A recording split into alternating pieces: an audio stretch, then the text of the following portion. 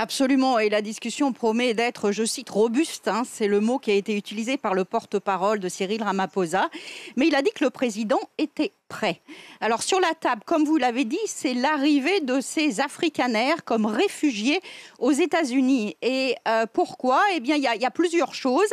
Ces africanaires considèrent qu'ils sont victimes d'un, je cite, génocide blanc.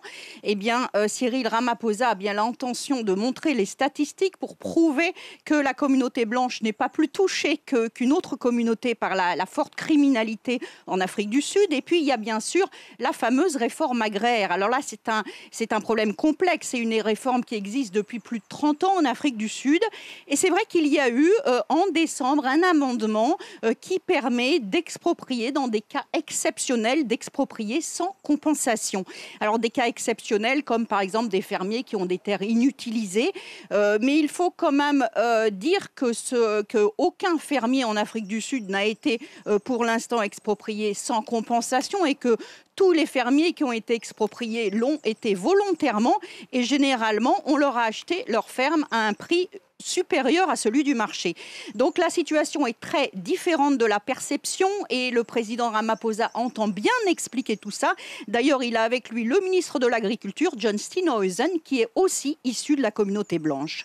Voilà, donc on parlera de ça, mais on ne parlera pas seulement des choses qui fâchent. Le président sud-africain est aussi venu pour reprendre les relations commerciales avec Washington et renégocier les tarifs douaniers, notamment les tarifs AGOA, parce que avant les executive orders, eh bien, l'Afrique, 40% des exportations vers les États-Unis étaient exemptées de droits de douane. Donc, Pretoria entend bien revenir à la situation initiale.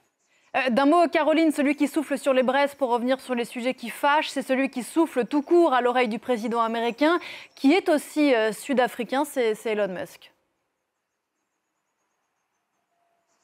Absolument. Elon Musk, qui d'ailleurs ne sera pas présent à cette réunion, mais va rencontrer la délégation. Et pourquoi? Eh bien, parce que le problème d'Elon Musk, c'est que sa société Starlink n'est pas implantée en Afrique du Sud. Et pourquoi? Parce qu'il ne veut pas suivre les régulations sud-africaines. Dans le domaine des télécommunications, c'est la loi. Il est obligé de prendre un partenaire local issu des communautés défavorisées à 30%. Et il est obligé de suivre un certain nombre de lois concernant l'embauche de ses salariés, la redistribution sociale, etc. Et Elon Musk refuse de suivre ces lois qu'il qualifie de, je cite, raciales.